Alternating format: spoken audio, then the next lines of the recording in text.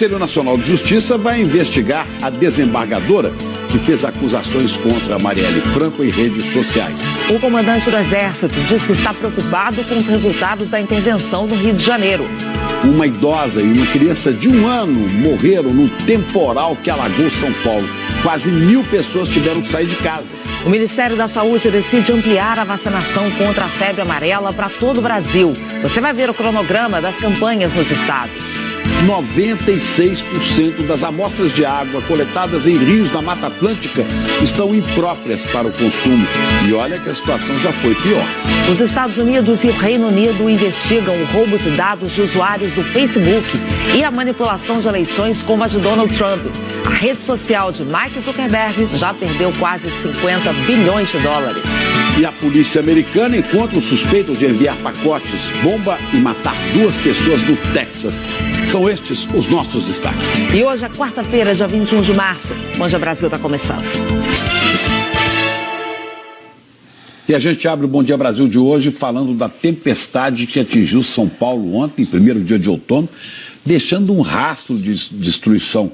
Matou uma menina de 1 ano e 8 meses e uma senhora de 80 anos. Mais de 1.000 pessoas tiveram que deixar as suas casas. Nossa, é terrível, né? Quase 6.000 raios caíram na capital. Foram 3 horas de chuva forte. 2 córregos transbordaram. 50 pontos de alagamento foram registrados. Então vamos direto para lá saber do Rodrigo Bocardi. Rodrigo, bom dia para você. Como é que a cidade está se recuperando depois de toda essa tragédia de ontem?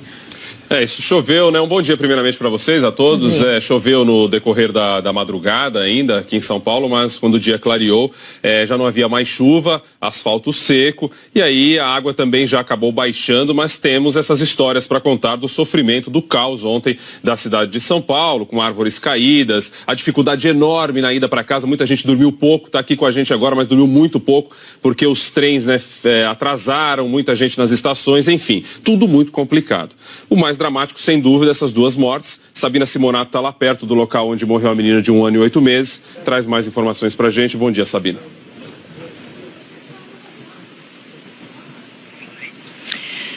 Bom dia a todos. A menina Sofia Gomes, ela tinha 1 ano e 8 meses, completaria 1 ano e 9 meses hoje. Ela estava nesse barraco aqui, ela morava com a mãe, o pai. No momento da chuva, ela estava com a mãe e com a avó dentro do barraco, esse barraco que foi construído na beira do córrego, e ela acabou caindo no córrego. Moradores conseguiram resgatá-la, ela foi socorrida, mas não resistiu.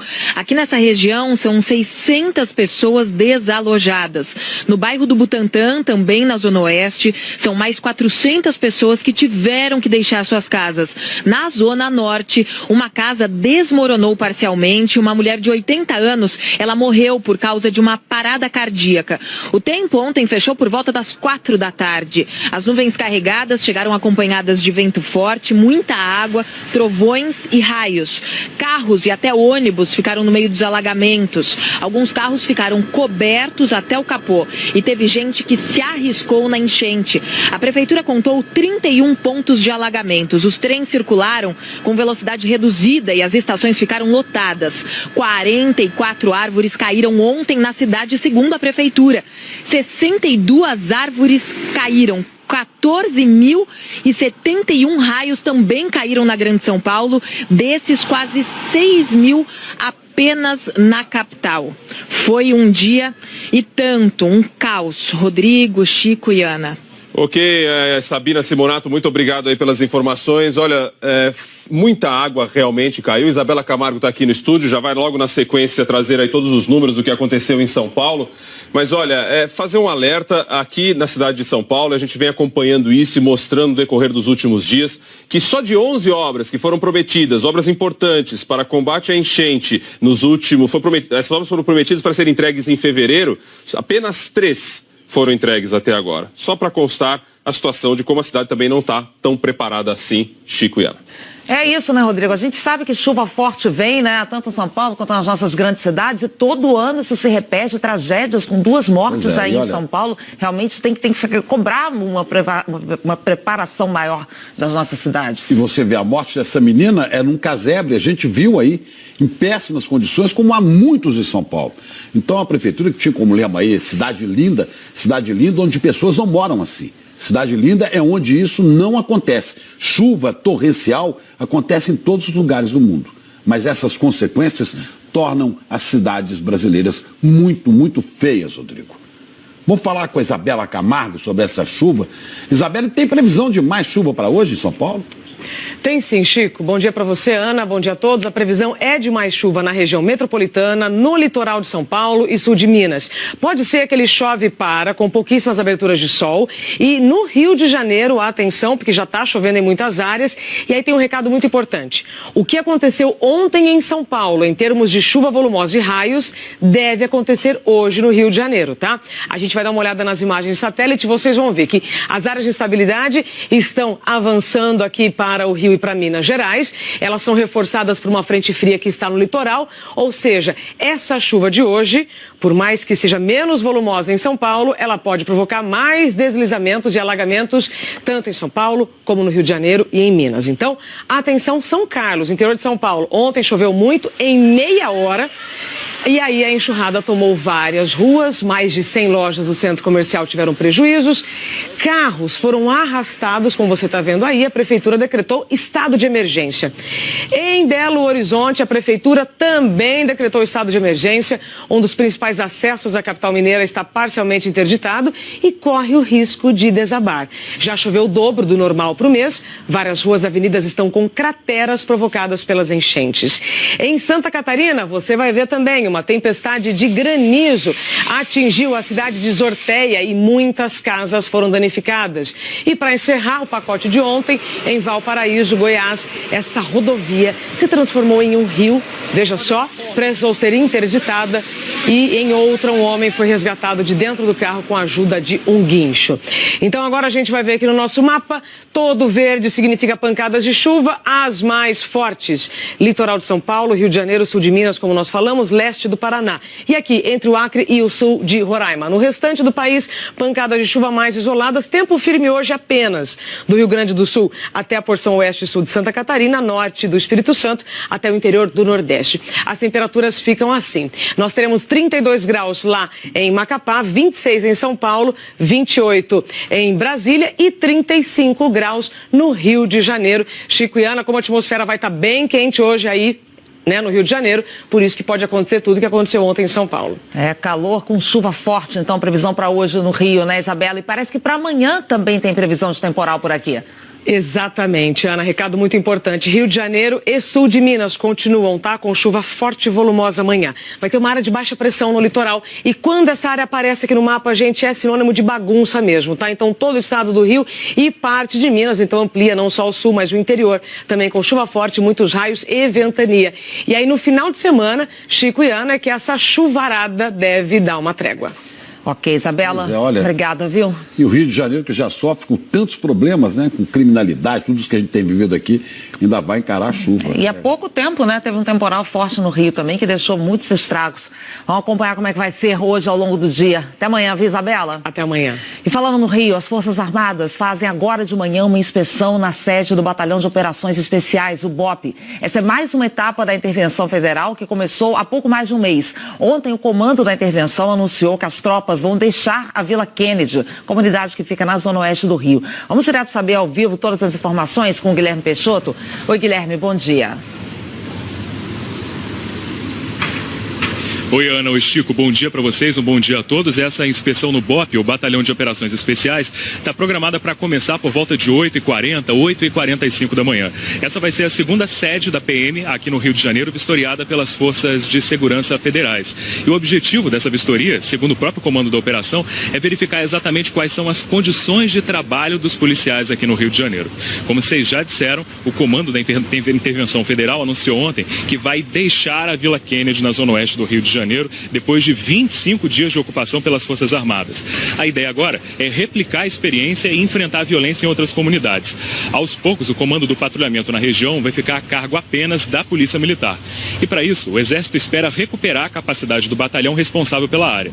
E anunciou que 2 unidades de polícia pacificadora, a da Vila Kennedy e a do Batã, as 2 na Zona Oeste, vão ser desativadas para reforçar esse batalhão.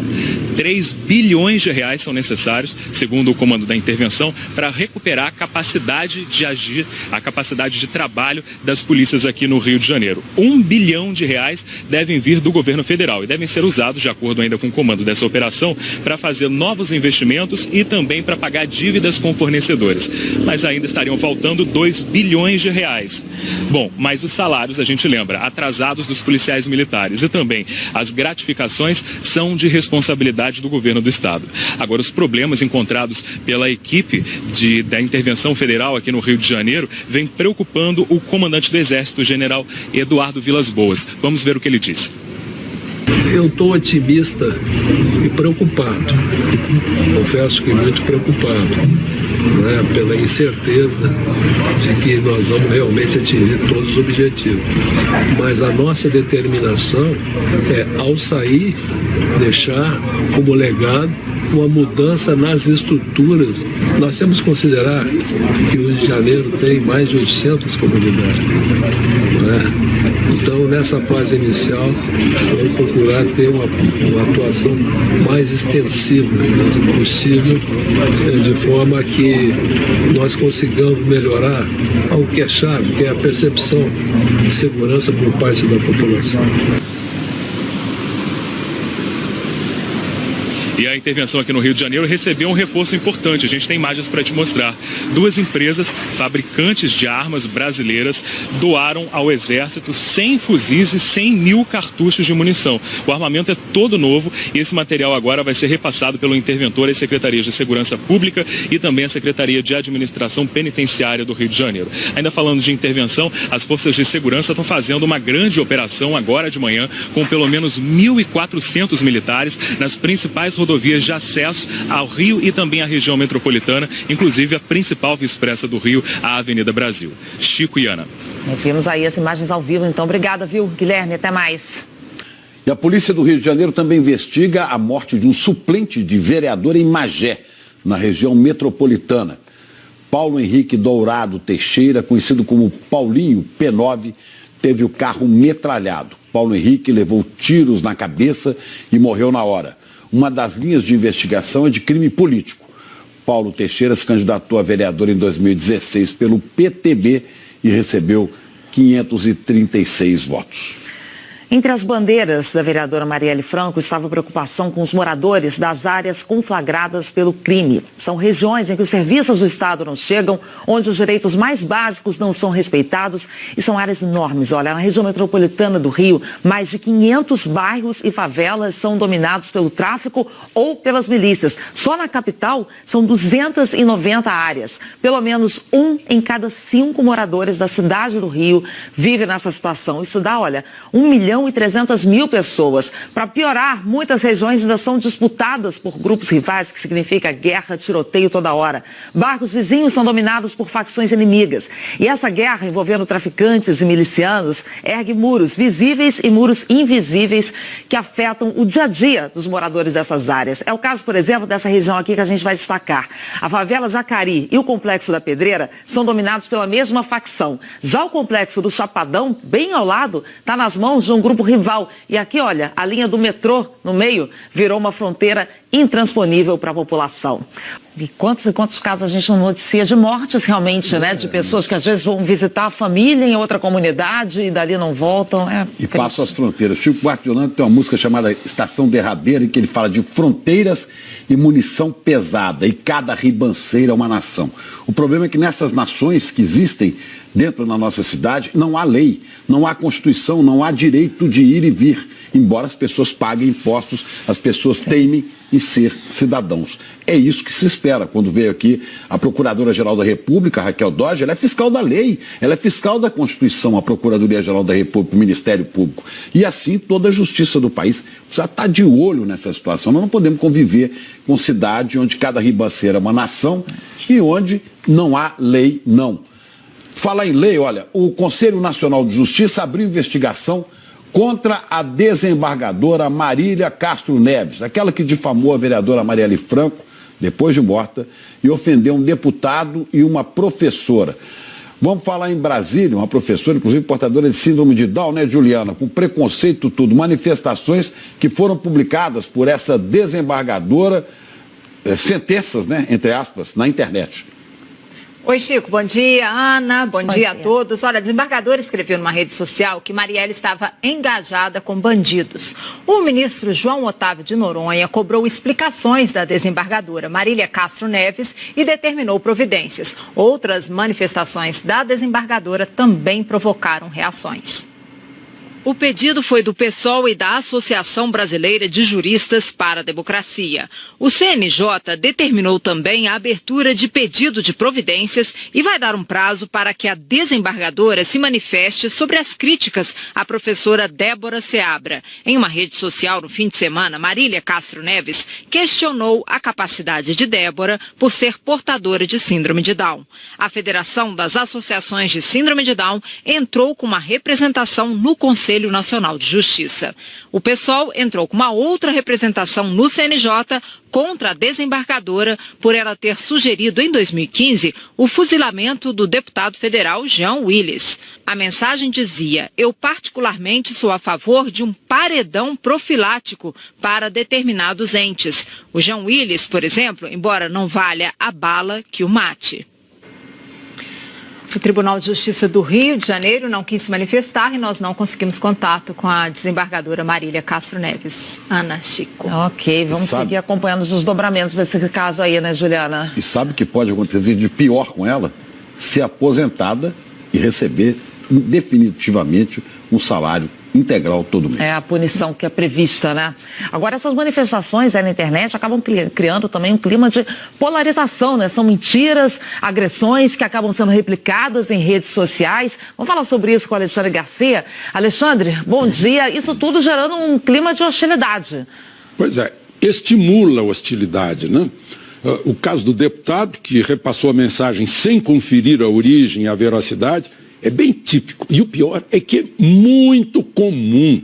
As redes sociais viraram rede de mentiras que são repassadas por gente que supostamente as avaliza por sua autoridade e importância. E vale qualquer coisa, né? Como disse há 3 anos o autor de O Nome da Rosa, Humberto Eco. Palavras dele. As redes sociais deram voz a uma legião de imbecis que antes falavam só no bar, né? Depois de um copo de vinho, sem causar dano à coletividade. Hoje essas vozes vão para o mundo, né? Transporta-se fofoca de bar, fuxico de balcão, para o mundo inteiro. O deputado se arrependeu, mas é a flecha que sai do arco, já não tem volta.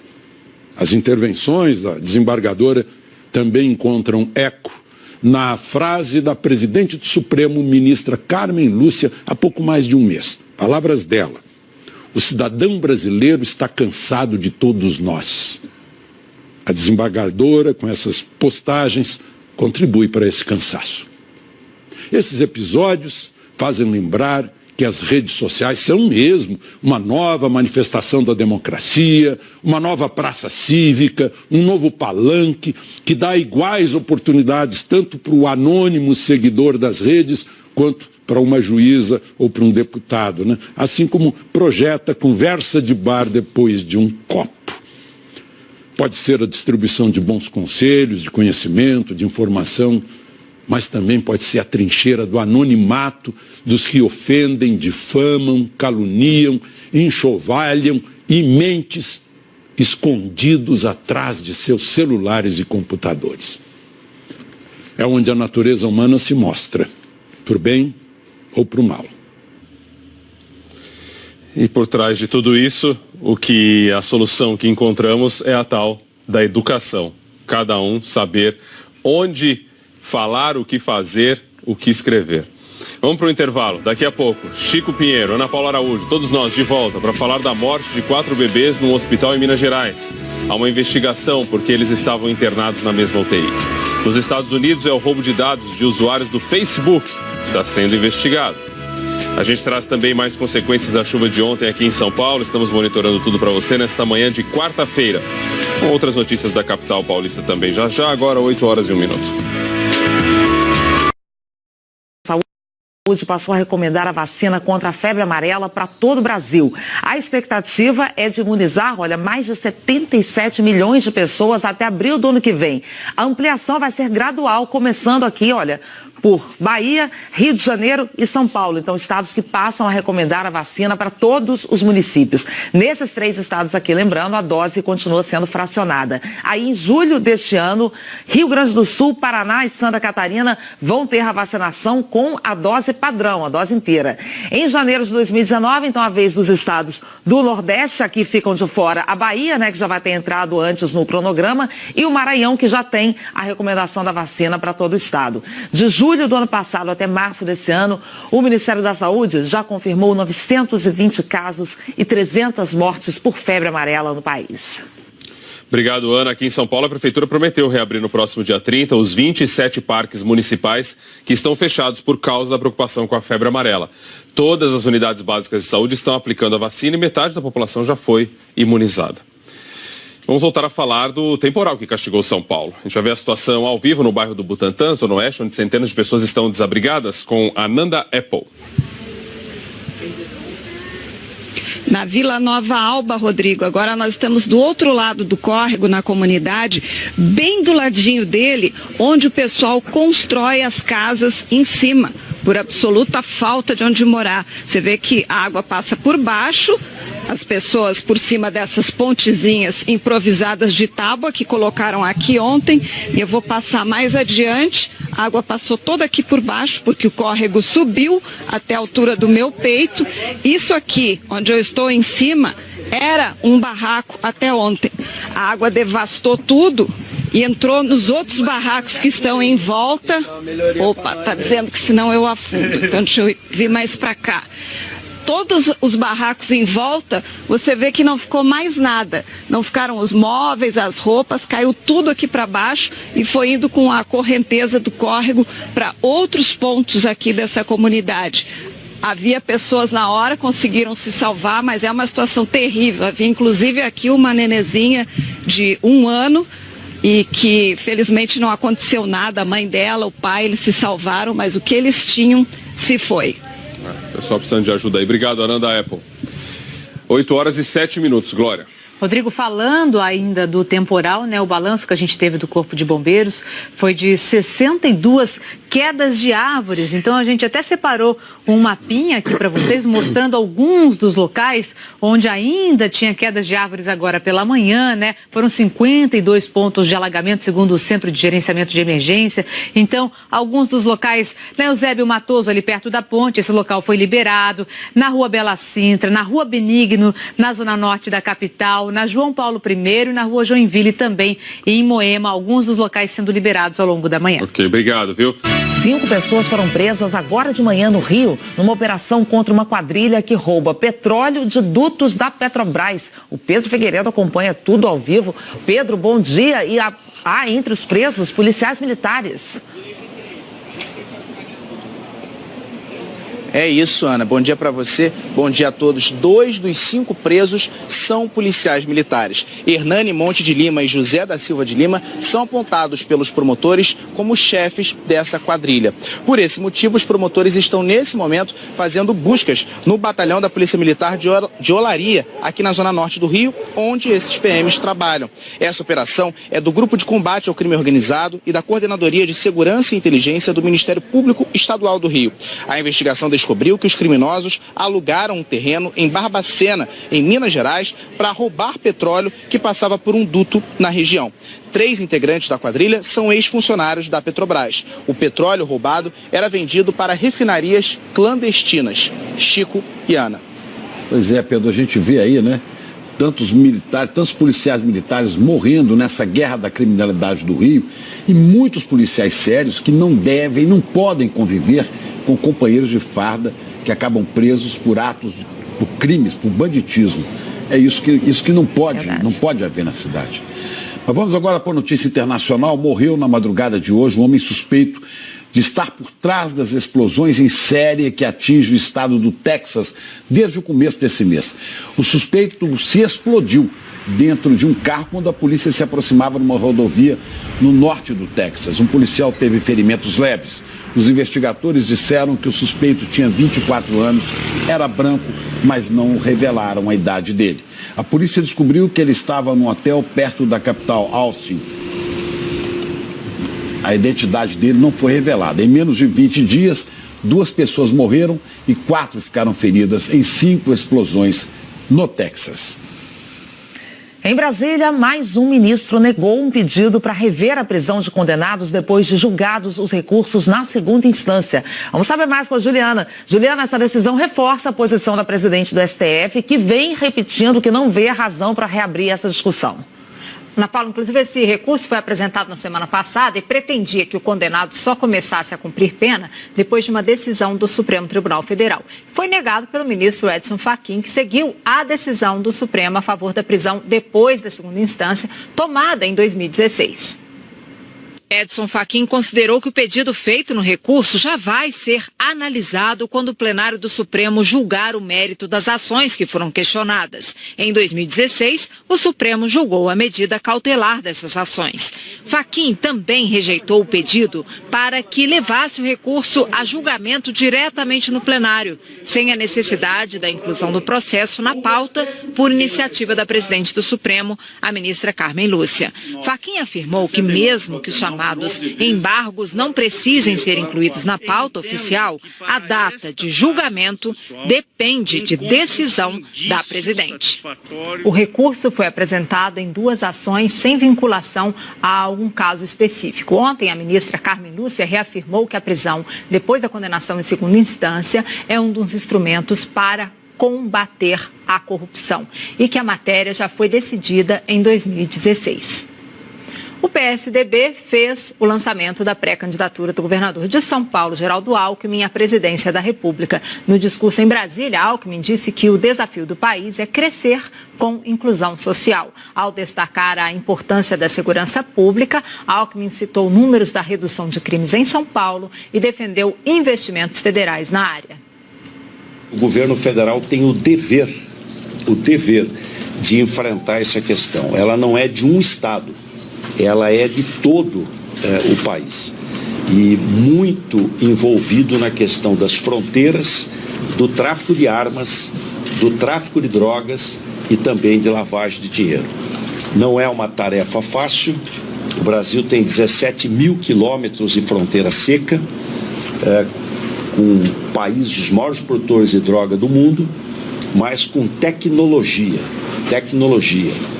inteligência e informação e diplomacia. O crime não tem fronteira. Nós temos que ter uma ação diplomática com os países vizinhos para poder ter melhor resultado nesse enfrentamento. Já o presidente Temer não descartou a possibilidade de se candidatar à reeleição. Ainda não decidi. Não é improvável, mas não decidi. Quando o senhor deve decidir? Vamos aguardar aqui, pessoal. Aguarda aqui. Quando o senhor deve decidir? Quando devo definir? O tempo dirá. Aí, 2018, ano de eleições. Essa declaração de Temer foi feita na saída de um evento no Ministério das Relações Exteriores. A gente vai voltar a falar sobre a situação das chuvas aqui em São Paulo. Na região da Água Branca, uma criança morreu, já falamos sobre isso aqui, mais de 600 pessoas estão desabrigadas. Os escombros dos barracos levados pela enchente praticamente cobriram o córrego. Foi aqui que os próprios moradores tiraram a Sofia Gomes Soares, de 1 ano e 8 meses, da água. Ela foi socorrida, mas não resistiu. Eu só vi a telha voando, eu saí gritando para todo mundo ir ajudar, né? Graças a Deus nós achamos ela em poucas horas, mas mesmo assim ela não resistiu. Os 168 barracos da comunidade do Sapo, como é conhecida, foram construídos em área de risco. A Defesa Civil estima que 10 foram levados pela água, mas todos foram interditados. Para passar a noite, a Associação dos Moradores da Comunidade abriu esse espaço para receber quem não tinha para onde ir. As primeiras doações chegaram graças aos vizinhos. Roupas, comida, cobertores. Mas tem espaço para mais ajuda. Nesse momento a gente está precisando de água, produto de limpeza, produto de higiene pessoal, fralda para criança, leite, roupa. Todo esse tipo de material nós estamos precisando. 8h18 agora, Glória. Falando ainda do temporal, Rodrigo, olha a imagem que o Washington Winchester mandou pelas redes sociais pra gente. Dá uma olhada aí, ó. Que isso? Essa imagem de um trem que parece estar pegando fogo do lado de fora, né? Isso aí aconteceu ontem na linha 10 turquesa da CPTM durante o temporal aqui na Grande São Paulo. A CPTM diz que esse trem foi atingido por um raio, mas que os trens têm um sistema de proteção e que foi lá que o raio pegou, por isso as faíscas. O sistema desarma o trem, ou seja, faz parar, né, e protege os passageiros que estão lá dentro. Um tipo de um para-raio, vamos dizer assim, sem que os passageiros corram risco. Então ele protege os passageiros, mas é um baita de um susto para quem está dentro do trem, né? Por falar em trem, a gente vai dar uma olhada aqui no mapa do transporte coletivo, porque eu quero destacar para vocês a linha 1 azul do metrô. Linha 1 azul estava com falha até agora há pouquinho, porque tinha uma pessoa na via entre a estação Santa Cruz e Vila Mariana. Aqui aparece como tudo normal, mas está entrando na normalidade agora porque estava com problemas. Ontem a CPTM teve muito problema, as linhas 7, 8 e 10 tiveram problemas com alagamentos, a linha 9 ficou lenta por causa de falha de sinalização, a 11 teve problemas por causa da queda de uma árvore na linha aérea, mas agora pela manhã está tudo tranquilo em todas as linhas da CPTM. A gente vai trazer agora imagens ao vivo da nossa capital. Vamos ver como é que está o trânsito? Onde? Vamos ver aqui na Zona Leste, Radial Leste, mostrando para vocês a altura do Tatuapé.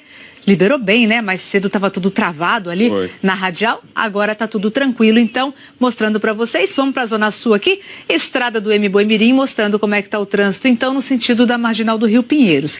Aí ainda tudo bem complicado, na altura do Terminal Guarapiranga. E para finalizar, mostrando aqui como é que está a altura da gente aqui, perto da Ponte Estaiada, a Marginal do Rio Pinheiros, no sentido da rodovia Castelo Branco. Local e expressa muito ruins. Teve um acidente um pouquinho mais cedo na pista expressa, ali um pouquinho adiante, mas agora pistas liberadas, ficou o reflexo. Obrigado, Glória. De nada. O ex-presidente da França, Nicolas Sarkozy, está sendo interrogado pelo segundo dia. Ele é suspeito de receber dinheiro ilegal para a campanha, né? E será que o presidente francês vai ser acusado de corrupção? Vamos saber com a Cecília Malan, em Londres. Cecília, a expectativa é grande aí, né? Isso deve ser decidido até amanhã, Chico. Depois de passar o dia inteiro ontem prestando depoimento, o Sarkozy ganhou permissão para dormir em casa. Hoje cedo, ele voltou para o escritório central de luta contra a corrupção em Nanterre, nos arredores de Paris. Sarkozy está sendo interrogado sobre um suposto financiamento ilegal para a campanha presidencial de 2007 que ele venceu. O ex-presidente teria recebido dinheiro sujo do então ditador líbio Muammar Gaddafi. Por lei, Sarkozy pode permanecer sob custódia até amanhã. Depois, a polícia tem que decidir se liberta o ex-presidente ou se encaminha Nicolas Sarkozy para um tribunal para ser formalmente acusado. A Comissão Federal de Comércio dos Estados Unidos começou a investigar o roubo de dados de 50 milhões de usuários do Facebook. A empresa Cambridge Analytica, envolvida no escândalo, afastou um alto executivo até o fim das investigações. Sem saber que estava sendo gravado, ele revelou a um repórter britânico como a empresa de consultoria influenciou a vitória de Donald Trump nas eleições americanas e como era feita a manipulação de votações em outros países. O repórter do Canal 4 britânico se apresentou como cliente e gravou a conversa com o principal executivo da empresa Cambridge Analytica, Alexander Nix. Ele contou que a empresa manipula eleições em outros países, pagando propinas e usando garotas ucranianas para fazer chantagem sexual contra candidatos. Ontem, a empresa suspendeu o executivo. Mas a principal acusação contra a empresa é ter usado a plataforma do Facebook para acessar, sem autorização, os dados de 50 milhões de usuários. Dados que foram usados para obter votos para Donald Trump na eleição presidencial de 2016. A Cambridge Analytica foi fundada pelo ex-chefe de campanha de Trump, Steve Bannon, e um dos principais financiadores do presidente, o bilionário Robert Mercer. A empresa obteve a participação de 270 mil usuários do Facebook numa pesquisa. Mas sem que eles soubessem, usou a rede social para acessar os dados de amigos e amigos de amigos, alcançando 50 milhões de pessoas. Com esses dados, a empresa criou um programa que prevê preferências políticas a partir de curtidas no Facebook, ajudando a campanha de Trump a influenciar eleitores em potencial. O Facebook alega que a empresa violou os termos contratuais e que novas regras não permitem mais esse acesso não autorizado. Mas a Comissão de Comércio do governo americano, que já tinha multado o Facebook há 7 anos por violar a privacidade dos usuários, agora ameaça impor nova multa de $40 mil por pessoa, o que daria 2 trilhões de dólares. Desde que o escândalo foi revelado pelo jornal The New York Times, no último fim de semana, as ações do Facebook já caíram 10% na Bolsa de Nova York. Mudando de assunto, em Mauá, na Grande São Paulo, teve uma grande explosão numa delegacia. Primeiro distrito policial ficou destruído. A polícia diz que um eletricista consertava um aparelho de ar-condicionado quando houve a explosão. Uma mulher ficou levemente ferida. A perícia agora pretende revelar o que aconteceu realmente. O setor que atende às ocorrências não foi atingido, de acordo com a polícia, e continua funcionando normalmente. Um pouquinho de previsão do tempo que vem pela frente hoje. Isabela Camargo, bom dia. Bom dia, Rodrigo. Bom dia para você também. Depois de um dia como ontem, né? Todo mundo quer saber se hoje pode acontecer tudo de novo. Digo o seguinte, ontem a temperatura chegou aos 31 graus, então a atmosfera estava muito quente. E quanto mais calor, mais dinâmica ela fica. Queria refresco. Como? A atmosfera estava tão quente que queria um refresco. Queria um refresco. Aí veio toda aquela chuva. Hoje, veja só, a máxima é só de 26, então 5 graus a menos do que foi registrado ontem. Mesmo assim, nós temos chuva persistente mais tarde, que podem alcançar os 30 milímetros. Vocês já comentaram aqui, ontem nós tivemos bairros em que choveu metade do que deveria chover no mês inteiro. Né? Então hoje é um pouquinho menos, a chuva é menos volumosa, tá? Vamos ver aqui, já temos muitas nuvens carregadas sobre o estado, elas devem atingir especialmente o litoral, ou seja, toda a faixa leste. Região metropolitana está no verdinho escuro, que significa que pode chover a qualquer hora. Quando a gente olha o céu assim e não vê aquelas nuvens cumulonimbus, aquelas escuronas, parece que nem vai acontecer agora. Mas quando a gente vê as imagens de satélite, a gente vê que a coisa está um pouco mais complicada do que os nossos olhos conseguem ver, tá certo? Agora, as temperaturas.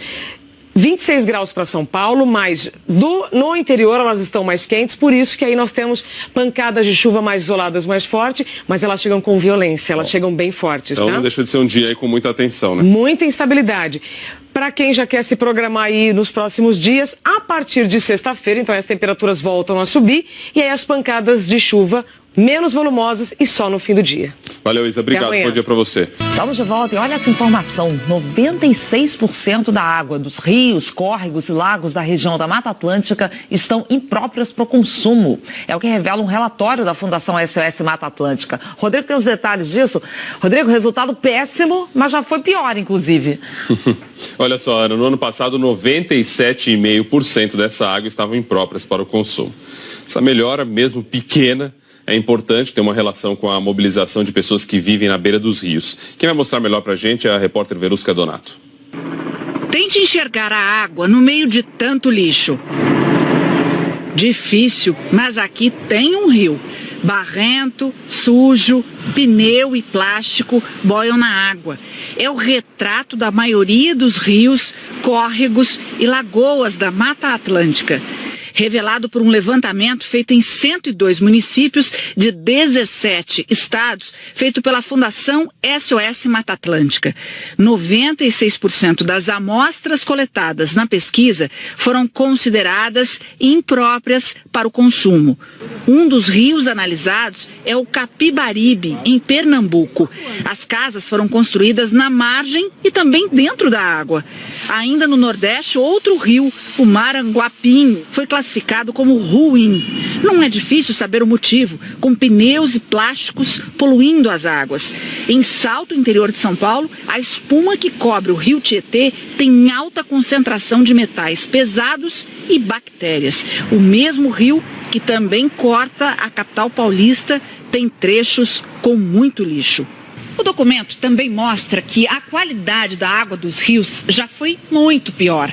Em 2017, só 2,5% das amostras de água foram consideradas boas. Esse ano, aumentou para 4%. Já a quantidade de amostras consideradas ruins caiu de 26% para 20%.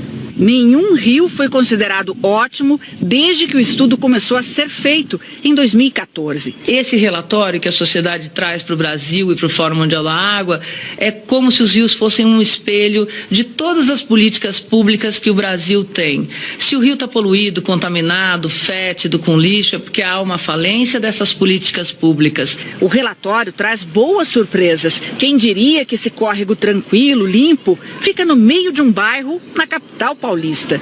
O córrego das Corujas é um exemplo do esforço dos próprios moradores, que se uniram para evitar que lixo e esgoto sejam jogados aqui. Entender que esse caminho é coletivo e que a gente quer alguma coisa comum, né? E pensar junto que a gente pode sim ter uma água limpa em São Paulo, que a gente pode sim ter essa água sendo utilizada pela população. A CETESB, companhia responsável pelo controle da poluição no estado de São Paulo, diz que está trabalhando para a universalização do saneamento nos municípios. A gente perguntou o que os outros estados onde ficam aí os rios que mostramos na reportagem estão fazendo, mas eles não responderam. Chico e Ana. É importantíssimo esse trabalho do SOS Mata Atlântica, né, que mapeia e mostra a realidade. Agora é preciso que a sociedade abrace a causa, como a gente viu aí, né, nesse córrego, e as autoridades, sei lá, porque a água é necessária, Rodrigo, e uma de cada 6 cidades corre o risco de sofrer falta d'água. O alerta veio do Fórum Mundial da Água, que está rolando lá em Brasília. Juliana, a saída é cada vez mais investir em tecnologia para evitar desperdício também, né? Ô Chico, estão rolando ideias muito legais no fórum, como a estação de tratamento de água domiciliar. São projetos que estão sendo exibidos no Fórum Mundial da Água aqui em Brasília.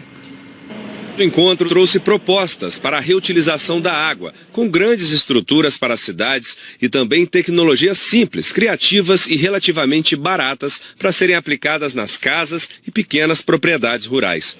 Do interior do Nordeste, que década após década convive com a seca, veio o projeto da bioágua.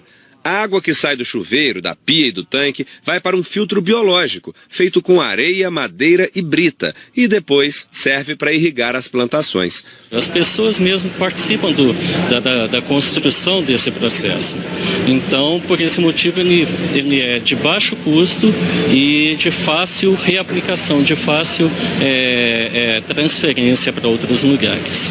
Do outro lado do planeta veio um modelo de estação de tratamento de água domiciliar. A tecnologia é do Japão e já está presente em 3 milhões de casas na Ásia. A engenheira explicou que a estação leva a uma economia de 40% na conta, já que parte da água consumida pelo morador é tratada em casa mesmo para ser reutilizada. Já especialistas de São Paulo apresentaram a experiência da Aquapolo, a maior usina de tratamento de água de reuso no hemisfério sul.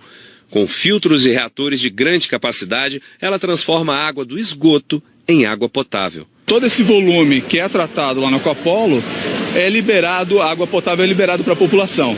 Então a gente atende a indústria, ela deixa de consumir água potável e a população é atendida. Um destaque neste Fórum Mundial da Água é a presença do público. A previsão era de 40 mil visitantes em todo o encontro, mas isso foi superado. O tema é muito interessante, o tema água, então não tem como não vir.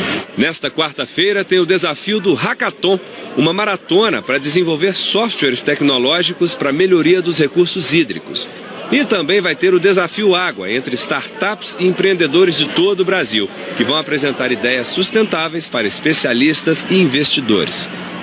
57 mil pessoas já visitaram o Fórum Mundial da Água, número bem acima da expectativa, Ana Paula, Chico. Tá certo. Obrigada, Juliana. A Polícia Federal faz uma operação em 4 estados contra uma quadrilha especializada em fraudes bancárias. Vamos falar em Palmas, porque é lá que a investigação está baseada. E segundo os investigadores, os criminosos tinham ligações até com grupos de outros países. Não é? Cassiano Rolim, bom dia.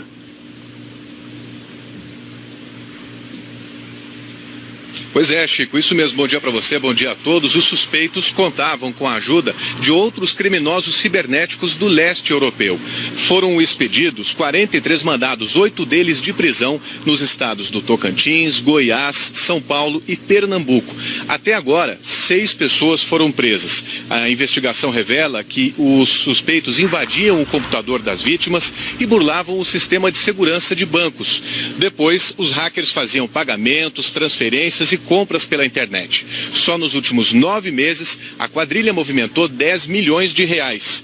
Eles levavam uma vida de luxo, usavam empresas de fachada e lavavam parte do dinheiro roubado, usando a moeda virtual Bitcoin. Chico. Obrigada, Cassiano. Obrigado, Cassiano. Quem sabe, né? Vamos ver, né? Vamos ver, né, Rodrigo Bocardi? Sempre na expectativa. Expectativa também para mais um dia de chuva aqui em São Paulo. Previsão é que seja fraca, mas a gente sabe, né? Tem ainda todo o reflexo de ontem, aquele lixo padrão nas ruas da cidade de São Paulo. Com a chuvarada fica tudo ainda mais exposto e aí a complicação para nova enchente. Não é demais ficarem em atenção. Uma boa quarta para todos e até amanhã. Sai o edital do Enem. Entre as novidades, estudantes terão meia hora a mais no dia da prova de Ciências da Natureza e Matemática. Serão 5 horas de prova. Um ótimo dia para você. E uma última notícia, o governo da Rússia convocou hoje todos os embaixadores estrangeiros em Moscou para discutir o caso do ex-espião envenenado aqui no Reino Unido no início do mês. O embaixador britânico recusou o convite, o que provocou uma rápida resposta do Kremlin. Pelo visto, Londres não quer ouvir a versão de Moscou, disse o porta-voz. Uma troca de farpas que não ajuda ninguém, né? Até amanhã, gente. Segue essa novela, né, Cecília? Olha, pra vocês de casa, um ótimo dia. A gente se vê amanhã aqui no Bom Dia Brasil. Até lá. Ana, Chico, obrigado por esses dias. Amanhã a Cris está de volta. Volta até qualquer dia. Obrigado Valeu, você. gente. Boa quarta. Olha, amanhã é Dia Mundial da Água. E hoje 37 cidades de São Paulo fazem aniversário. Não quero citar todos, mas quero chamar atenção para 2. Uma é Borborema, que fica às margens do Tietê e que tem selo verde e azul. Trata toda a água que produz, o esgoto completo. A outra é Lindóia, que é a capital da água mineral, né, mas que tem que cuidar do rio do peixe que está poluído. Suave na nave. Aí veio toda aquela chuva. Hoje, veja só, a máxima é só de 26, então 5 graus a menos do que foi registrado ontem. Mesmo assim, nós temos chuva persistente mais tarde, que podem alcançar os 30 milímetros. Vocês já comentaram aqui, ontem nós tivemos bairros em que choveu metade do que deveria chover no mês inteiro. Né? Então hoje é um pouquinho menos, a chuva é menos volumosa, tá? Vamos ver aqui. Já temos muitas nuvens carregadas sobre o estado.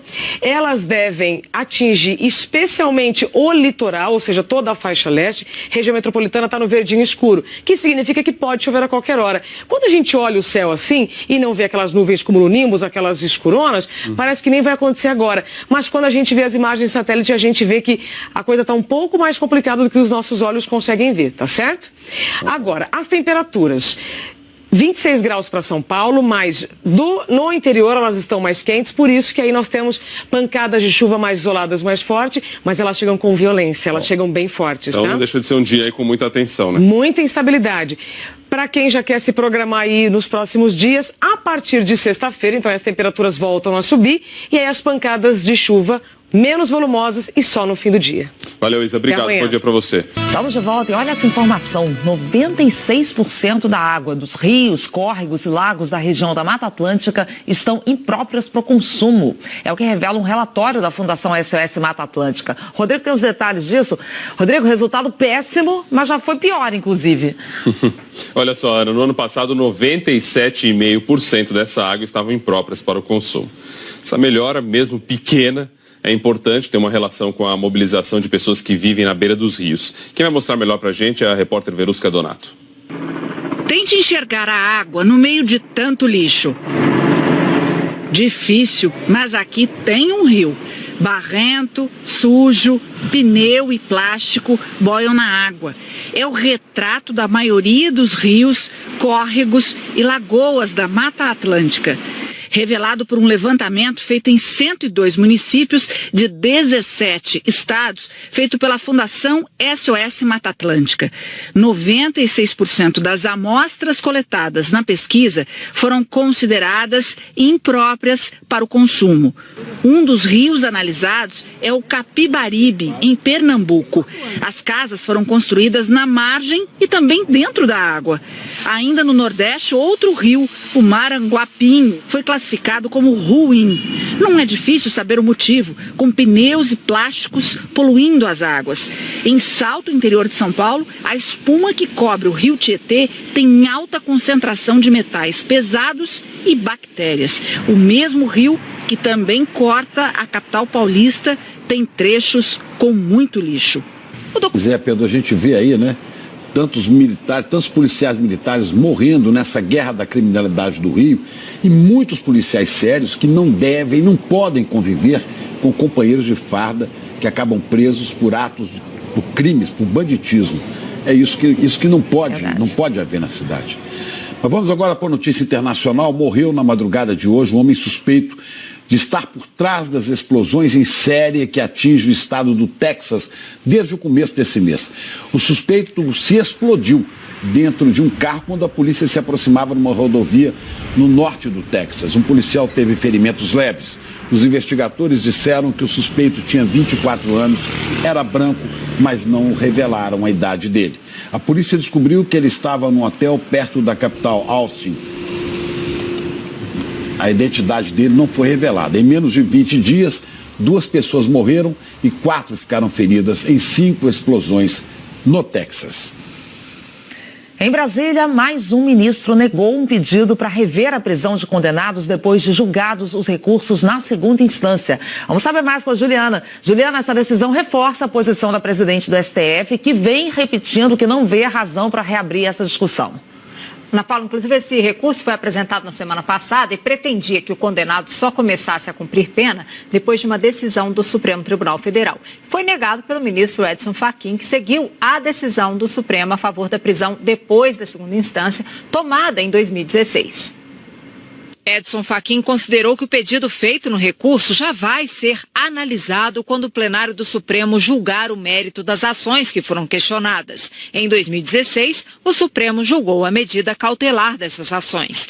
Fachin também rejeitou o pedido para que levasse o recurso a julgamento diretamente no plenário, sem a necessidade da inclusão do processo na pauta por iniciativa da presidente do Supremo, a ministra Carmen Lúcia. Fachin afirmou que mesmo que os chamados embargos não precisem ser incluídos na pauta oficial, a data de julgamento depende de decisão da presidente. O recurso foi apresentado em 2 ações sem vinculação a algum caso específico. Ontem, a ministra Carmen Lúcia reafirmou que a prisão, depois da condenação em segunda instância, é um dos instrumentos para combater a corrupção e que a matéria já foi decidida em 2016. O PSDB fez o lançamento da pré-candidatura do governador de São Paulo, Geraldo Alckmin, à presidência da República. No discurso em Brasília, Alckmin disse que o desafio do país é crescer com inclusão social. Ao destacar a importância da segurança pública, Alckmin citou números da redução de crimes em São Paulo e defendeu investimentos federais na área. O governo federal tem o dever. Do ano que vem, a ampliação vai ser gradual, começando aqui, olha, por Bahia, Rio de Janeiro e São Paulo. Então, estados que passam a recomendar a vacina para todos os municípios. Nesses 3 estados aqui, lembrando, a dose continua sendo fracionada. Aí, em julho deste ano, Rio Grande do Sul, Paraná e Santa Catarina vão ter a vacinação com a dose padrão, a dose inteira. Em janeiro de 2019, então, a vez dos estados do Nordeste, aqui ficam de fora a Bahia, né, que já vai ter entrado antes no cronograma, e o Maranhão, que já tem a recomendação da vacina para todo o estado. De julho do ano passado até março desse ano, o Ministério da Saúde já confirmou 920 casos e 300 mortes por febre amarela no país. Obrigado, Ana. Aqui em São Paulo, a Prefeitura prometeu reabrir no próximo dia 30 os 27 parques municipais que estão fechados por causa da preocupação com a febre amarela. Todas as unidades básicas de saúde estão aplicando a vacina e metade da população já foi imunizada. Vamos voltar a falar do temporal que castigou São Paulo. A gente vai ver a situação ao vivo no bairro do Butantã, Zona Oeste, onde centenas de pessoas estão desabrigadas, com a Nanda Apple. na Vila Nova Alba, Rodrigo. Agora nós estamos do outro lado do córrego, na comunidade, bem do ladinho dele, onde o pessoal constrói as casas em cima, por absoluta falta de onde morar. Você vê que a água passa por baixo, as pessoas por cima dessas pontezinhas improvisadas de tábua que colocaram aqui ontem, e eu vou passar mais adiante. A água passou toda aqui por baixo, porque o córrego subiu até a altura do meu peito. Isso aqui, onde eu estou em cima, era um barraco até ontem. A água devastou tudo e entrou nos outros barracos que estão em volta. Opa, tá dizendo que senão eu afundo, então deixa eu vir mais para cá. Todos os barracos em volta, você vê que não ficou mais nada. Não ficaram os móveis, as roupas, caiu tudo aqui para baixo e foi indo com a correnteza do córrego para outros pontos aqui dessa comunidade. Havia pessoas na hora, conseguiram se salvar, mas é uma situação terrível. Havia inclusive aqui uma nenezinha de 1 ano e que felizmente não aconteceu nada. A mãe dela, o pai, eles se salvaram, mas o que eles tinham se foi. Pessoal precisando de ajuda aí. Obrigado, Ananda Apple. 8h07, Glória.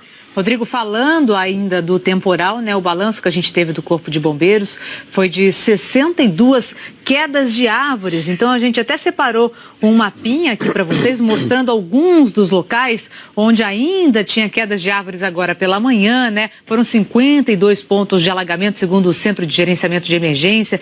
Então, alguns dos locais, na Eusébio Matoso, ali perto da ponte, esse local foi liberado, na Rua Bela Sintra, na Rua Benigno, na zona norte da capital, na João Paulo I e na Rua Joinville também, e em Moema. E fronteira seca, com países, os maiores produtores de droga do mundo, mas com tecnologia,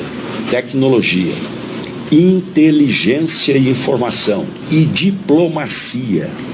O crime não tem fronteira. Nós temos que ter uma ação diplomática com os países vizinhos para poder ter melhor resultado nesse enfrentamento. Já o presidente Temer não descartou a possibilidade de se candidatar à reeleição. Ainda não decidi. Não é improvável, mas não decidi. Quando o senhor deve decidir? Vamos aguardar aqui, pessoal. Aguarda aqui. Quando o senhor deve decidir? Quando devo definir? O tempo dirá. Aí, 2018, ano de eleições. Essa declaração de Temer foi feita na saída de um evento no Ministério das Relações Exteriores. A gente vai voltar a falar sobre a situação das chuvas aqui em São Paulo. Na região da Água Branca, uma criança morreu, já falamos sobre isso aqui, mais de 600 pessoas estão desabrigadas. Os escombros dos barracos levados pela enchente praticamente cobriram o córrego. Foi aqui que os próprios moradores tiraram a Sofia Gomes Soares, de 1 ano e 8 meses, da água. Ela foi socorrida, mas não resistiu. Eu só vi a telha voando, eu saí gritando para todo mundo ir ajudar, né? Graças a Deus nós achamos ela em poucas horas, mas mesmo assim ela não resistiu. Os 168 barracos da comunidade do Sapo, como é conhecida, foram construídos em área de risco. A Defesa Civil estima que 10 foram levados pela água, mas todos foram interditados. Para passar a noite, a Associação dos Moradores da Comunidade abriu esse espaço para receber quem não tinha para onde ir.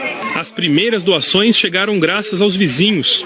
Roupas, comida, cobertores. Mas tem espaço para mais ajuda. Nesse momento a gente está precisando de água, produto de limpeza, produto de higiene pessoal, fralda para criança, leite, roupa, todo esse tipo de material nós estamos precisando. 8h18 agora, Glória. Falando ainda do temporal, Rodrigo, olha a imagem que o Washington Winchester mandou pelas redes sociais pra gente. Dá uma olhada aí, ó. Que isso? Essa imagem de um trem que parece estar pegando fogo do lado de fora, né? Isso aí aconteceu ontem na linha 10 turquesa da CPTM, durante o temporal aqui na Grande São Paulo. A CPTM diz que esse trem foi atingido por um raio, mas que os trens têm um sistema de proteção e que foi lá que o raio pegou, por isso as faíscas. O sistema desarma o trem, ou seja, faz parar, né, e protege os passageiros que estão lá dentro. É um tipo de um para-raio, vamos dizer assim, sem que os passageiros corram risco. Então ele protege os passageiros, mas é um baita de um susto para quem está dentro do trem, né? Por falar em trem, a gente vai dar uma olhada aqui no mapa do transporte coletivo, porque eu quero destacar para vocês a linha 1 das associações de síndrome de Down entrou com uma representação no Conselho Nacional de Justiça. O PSOL entrou com uma outra representação no CNJ contra a desembargadora por ela ter sugerido em 2015 o fuzilamento do deputado federal Jean Willis. A mensagem dizia: eu particularmente sou a favor de um paredão profilático para determinados entes. O Jean Willis, por exemplo, embora não valha a bala que o mate. O Tribunal de Justiça do Rio de Janeiro não quis se manifestar e nós não conseguimos contato com a desembargadora Marília Castro Neves. Ana, Chico. Ok, vamos seguir acompanhando os desdobramentos desse caso aí, né, Juliana? E sabe o que pode acontecer de pior com ela? Ser aposentada e receber definitivamente um salário integral todo mês. É a punição que é prevista, né? Agora, essas manifestações aí na internet acabam criando também um clima de polarização, né? São mentiras, agressões que acabam sendo replicadas em redes sociais. Vamos falar sobre isso com o Alexandre Garcia. Alexandre, bom dia. Isso tudo gerando um clima de hostilidade. Pois é, estimula a hostilidade, né? O caso do deputado, que repassou a mensagem sem conferir a origem e a veracidade, é bem típico. E o pior é que é muito comum. As redes sociais viraram rede de mentiras que são repassadas por gente que supostamente as avaliza por sua autoridade e importância. E vale qualquer coisa, né? Como disse há 3 anos o autor de O Nome da Rosa, Humberto Eco. Palavras dele.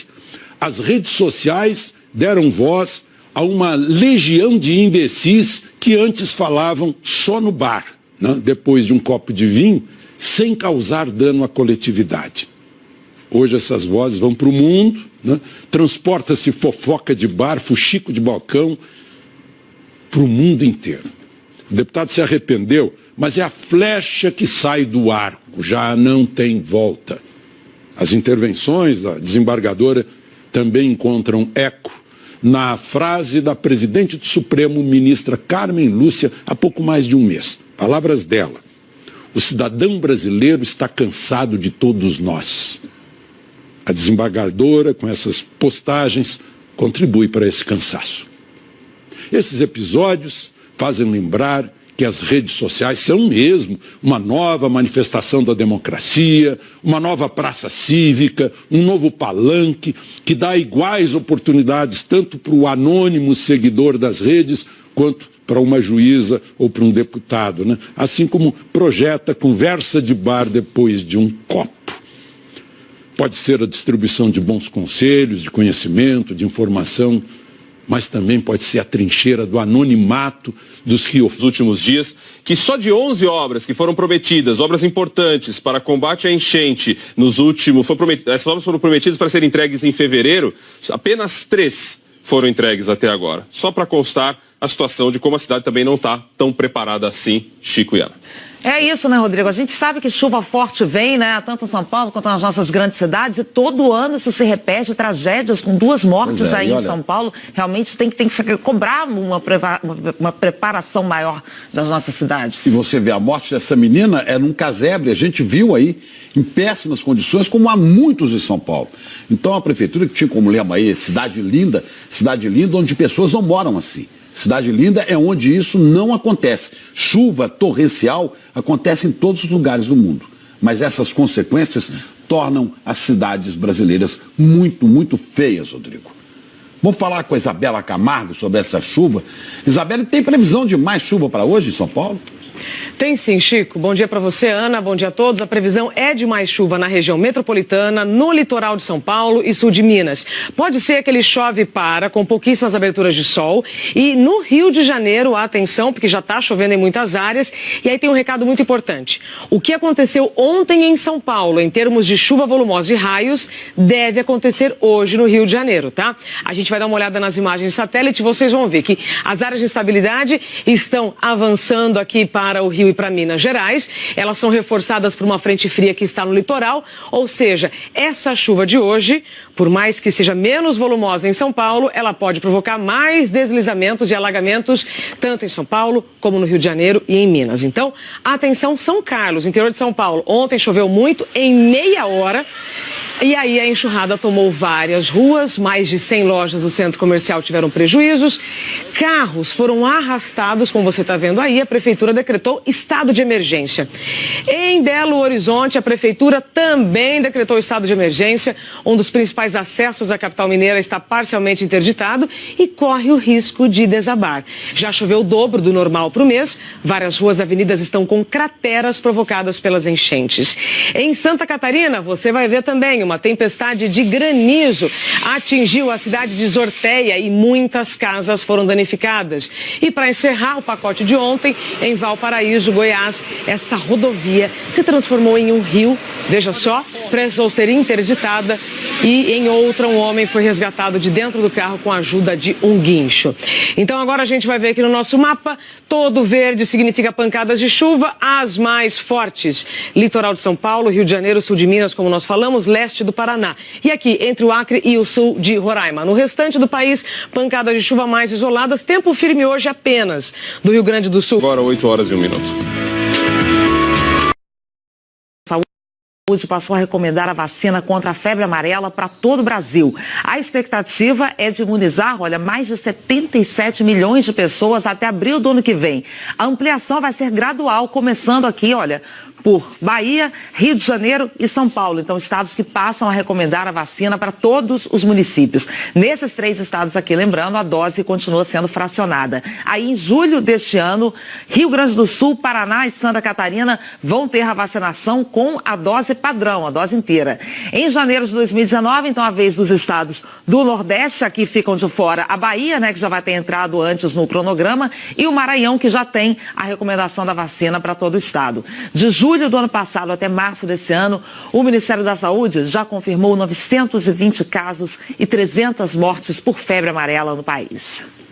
Obrigado, Ana. Aqui em São Paulo, a Prefeitura prometeu reabrir no próximo dia 30 os 27 parques municipais que estão fechados por causa da preocupação com a febre amarela. Todas as unidades básicas de saúde estão aplicando a vacina e metade da população já foi imunizada.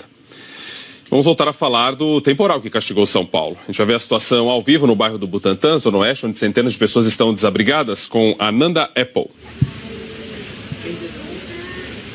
Na Vila Nova Alba, Rodrigo, agora nós estamos do outro lado do córrego, na comunidade, bem do ladinho dele, onde o pessoal constrói as casas em cima, por absoluta falta de onde morar. Você vê que a água passa por baixo, as pessoas por cima dessas pontezinhas improvisadas de tábua que colocaram aqui ontem, e eu vou passar mais adiante, a água passou toda aqui por baixo, porque o córrego subiu até a altura do meu peito. Isso aqui, onde eu estou em cima, era um barraco até ontem. A água devastou tudo e entrou nos outros barracos que estão em volta. Opa, tá dizendo que senão eu afundo, então deixa eu vir mais para cá.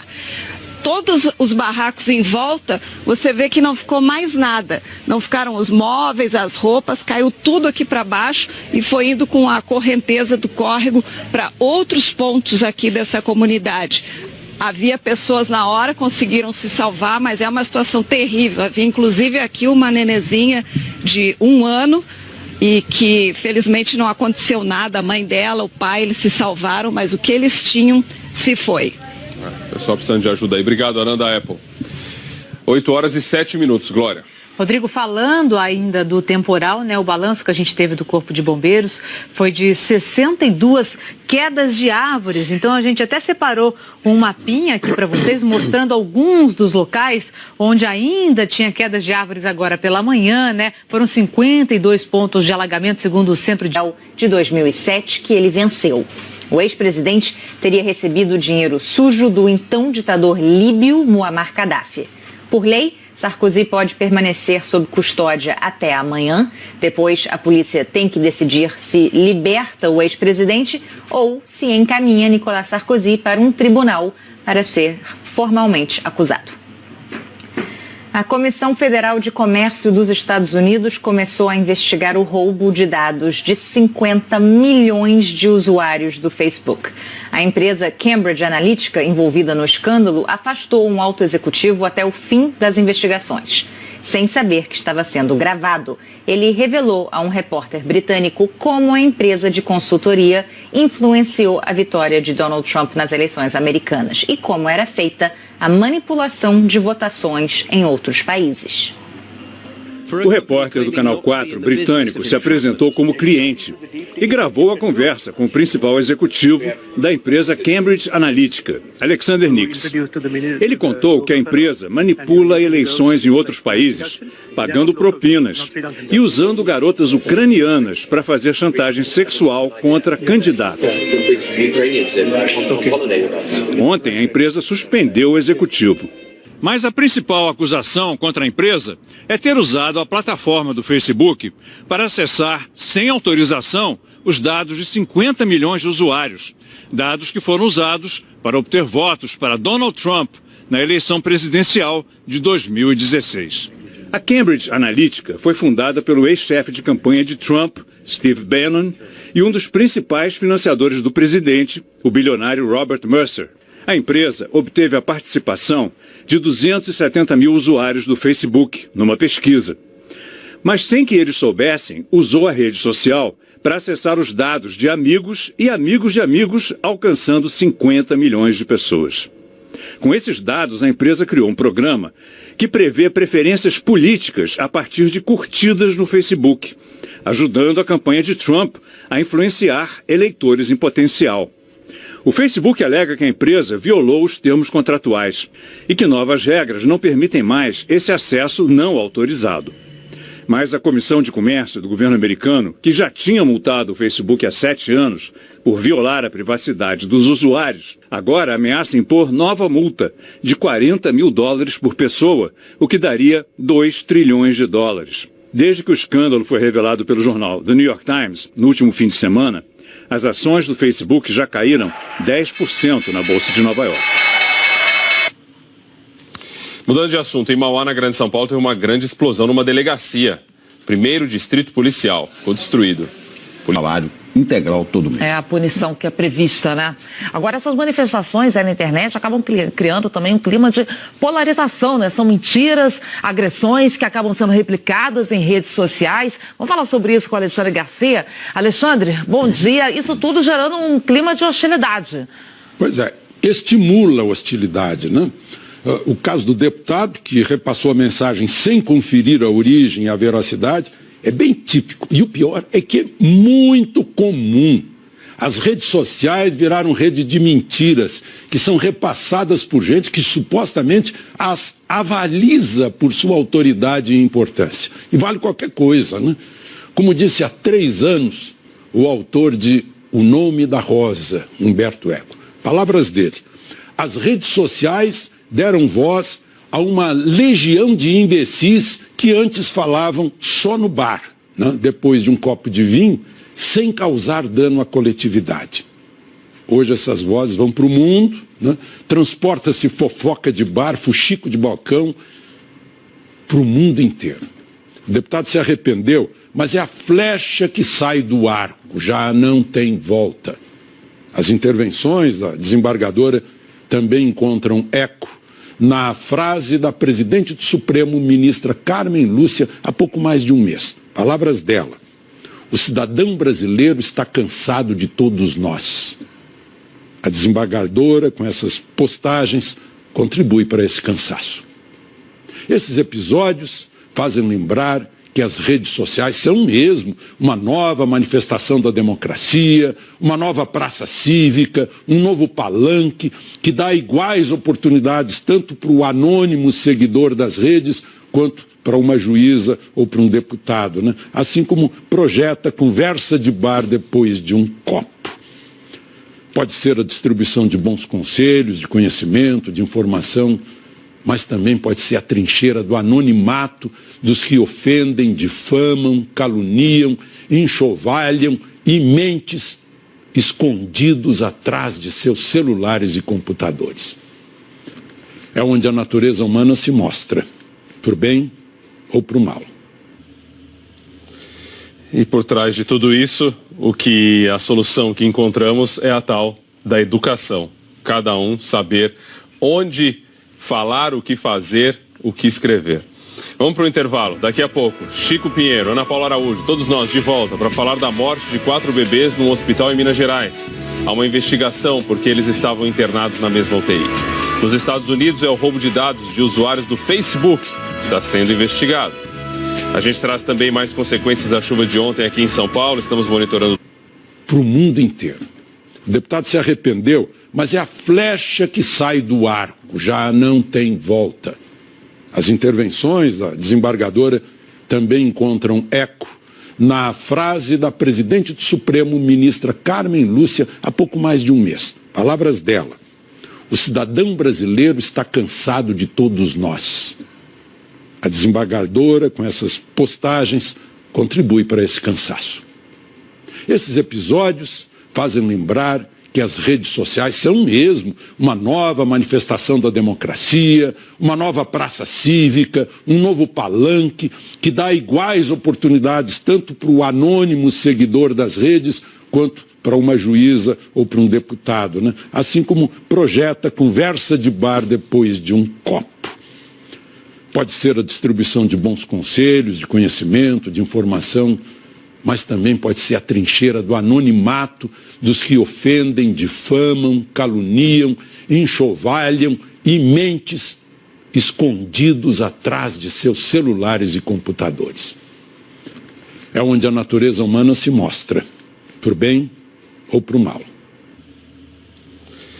E por trás de tudo isso, a solução que encontramos é a tal da educação. Cada um saber onde falar, o que fazer, o que escrever. Vamos para o intervalo. Daqui a pouco, Chico Pinheiro, Ana Paula Araújo, todos nós de volta para falar da morte de 4 bebês num hospital em Minas Gerais. Há uma investigação porque eles estavam internados na mesma UTI. Nos Estados Unidos, é o roubo de dados de usuários do Facebook que está sendo investigado. A gente traz também mais consequências da chuva de ontem aqui em São Paulo. Estamos monitorando tudo para você nesta manhã de quarta-feira. Com outras notícias da capital paulista também. Já, agora 8h01. Saúde passou a recomendar a vacina contra a febre amarela para todo o Brasil. A expectativa é de imunizar, mais de 77 milhões de pessoas até abril do ano que vem. A ampliação vai ser gradual, começando aqui, por Bahia, Rio de Janeiro e São Paulo. Então, estados que passam a recomendar a vacina para todos os municípios. Nesses 3 estados aqui, lembrando, a dose continua sendo fracionada. Aí, em julho deste ano, Rio Grande do Sul, Paraná e Santa Catarina vão ter a vacinação com a dose padrão, a dose inteira.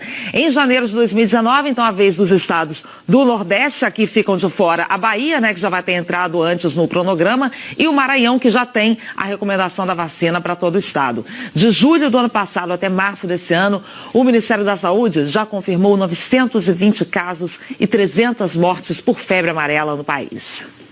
Obrigado, Ana. Aqui em São Paulo, a Prefeitura prometeu reabrir no próximo dia 30 os 27 parques municipais que estão fechados por... Na Rua Bela Sintra, na Rua Benigno, na Zona Norte da capital, na João Paulo I e na Rua Joinville também, e em Moema, alguns dos locais sendo liberados ao longo da manhã. Ok, obrigado, viu? 5 pessoas foram presas agora de manhã no Rio, numa operação contra uma quadrilha que rouba petróleo de dutos da Petrobras. O Pedro Figueiredo acompanha tudo ao vivo. Pedro, bom dia. E entre os presos, policiais militares. É isso, Ana. Bom dia para você, bom dia a todos. 2 dos 5 presos são policiais militares. Hernani Monte de Lima e José da Silva de Lima são apontados pelos promotores como chefes dessa quadrilha. Por esse motivo, os promotores estão nesse momento fazendo buscas no batalhão da Polícia Militar de Olaria, aqui na Zona Norte do Rio, onde esses PMs trabalham. Essa operação é do Grupo de Combate ao Crime Organizado e da Coordenadoria de Segurança e Inteligência do Ministério Público Estadual do Rio. A investigação descobriu que os criminosos alugaram um terreno em Barbacena, em Minas Gerais, para roubar petróleo que passava por um duto na região. 3 integrantes da quadrilha são ex-funcionários da Petrobras. O petróleo roubado era vendido para refinarias clandestinas. Chico e Ana. Pois é, Pedro, a gente vê aí, tantos militares, tantos policiais militares morrendo nessa guerra da criminalidade do Rio. E muitos policiais sérios que não devem, não podem conviver com companheiros de farda que acabam presos por atos, por crimes, por banditismo. É isso que não pode haver na cidade. Mas vamos agora para a notícia internacional. Morreu na madrugada de hoje um homem suspeito de estar por trás das explosões em série que atinge o estado do Texas desde o começo desse mês. O suspeito se explodiu dentro de um carro quando a polícia se aproximava numa rodovia no norte do Texas. Um policial teve ferimentos leves. Os investigadores disseram que o suspeito tinha 24 anos, era branco, mas não revelaram a idade dele. A polícia descobriu que ele estava num hotel perto da capital, Austin. A identidade dele não foi revelada. Em menos de 20 dias, 2 pessoas morreram e 4 ficaram feridas em 5 explosões no Texas. Em Brasília, mais um ministro negou um pedido para rever a prisão de condenados depois de julgados os recursos na segunda instância. Vamos saber mais com a Juliana. Juliana, essa decisão reforça a posição da presidente do STF, que vem repetindo que não vê a razão para reabrir essa discussão. Ana Paula, inclusive esse recurso foi apresentado na semana passada e pretendia que o condenado só começasse a cumprir pena depois de uma decisão do Supremo Tribunal Federal. Foi negado pelo ministro Edson Fachin, que seguiu a decisão do Supremo a favor da prisão depois da segunda instância, tomada em 2016. Edson Fachin considerou que o pedido feito no recurso já vai ser analisado quando o plenário do Supremo